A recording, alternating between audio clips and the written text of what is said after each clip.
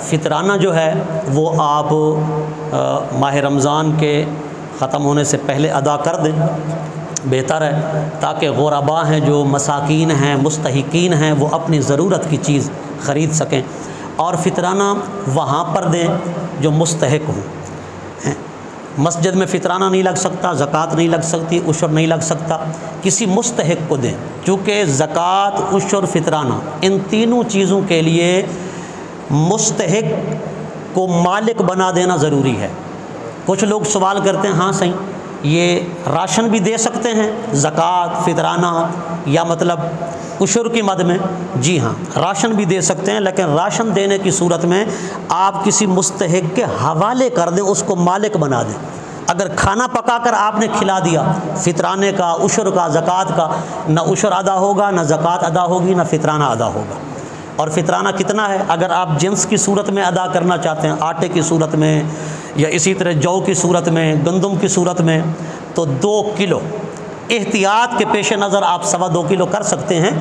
वैसे तो मतलब जितना भी दें ज़्यादा अल्लाह की राह में उतना ही थोड़ा है, उतना ही कम है, क्योंकि अल्लाह पाक फरमाते हैं वमिम्मा रज़क़नाहुम युनफ़िक़ून, ये जो कुछ तुम खर्च करते हो दिया हुआ हमारा ही है, हम पे एहसान न जतलाओ। अल्लाह फरमाते हैं हम पे एहसान न जतलाओ, हमने ही तुम्हें दिया था, हमने ही अता किया था। तो हज़रात गिरामी, अगर पैसे बना कर देना चाहते हैं तो जो साहिब हैसियत हैं वो गंदम पे ना ठहरे रहें या आटे पे। जिनको अल्लाह ने तौफीक अता फरमाई है, लाखों पति हैं, करोड़ों पति हैं, उन्हें चाहिए खजूर का हिसाब रखें, यानी 4 किलो खजूर, उसकी जो कीमत बनती है वो एक बंदे का फ़ितराना है, उस एतबार से अदा करें। और इससे आगे भी अगर जाना चाहते हैं, ज़्यादा अल्लाह ने उन्हें दौलत से नवाजा है, माल से नवाजा है, तो फिर वो किशमिश की सूरत में 4 किलो किशमिश की जो कीमत बनती है उस हिसाब से वो अपना फ़ितराना अदा करें फ़ी कस का।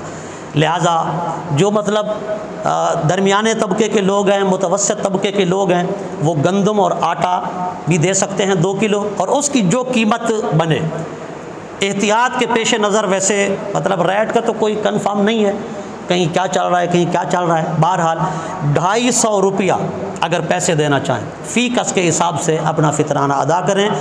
किसी मुस्तहिक को, किसी गरीब को दें जो माले के निसाब ना हो। बिलखुसूस सफ़ेद पोश लोगों को तलाश करें जो रूखी सूखी खा लेते हैं और साफ़ सुथरे कपड़े पहनकर बाहर निकलते हैं।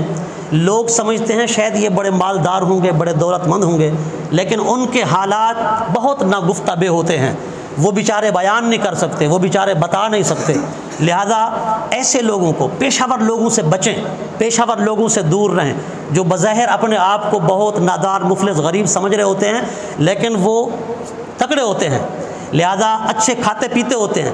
लेकिन जो लोग बताने में शर्म व आर करते हैं, ये हुजूर का फरमान भी है, जो लोग बताने में शर्म व आर करते हैं और अपनी पाकदामनी और इफ़्फ़त को, अपने भरम को बरकरार रखते हैं, वो बताते नहीं, किसी को कहते नहीं जी, वो भूखे रह लेते हैं लेकिन किसी को बताते नहीं हैं। ऐसे लोग आपके गर्द व पेश के अंदर होंगे, उनको तलाश करें, उनको फ़ितराना पहुँचाएँ, ज़कात पहुँचाएँ, उशर पहुँचाएँ, ये ज़्यादा सवाब है। और अपने मदारिस की भी खिदमत करें, चूँकि ये इस्लाम के किले हैं, अगर आप इनकी खिदमत करते रहेंगे तो ये इंशाअल्लाह इसी तरह हरे भरे रहेंगे।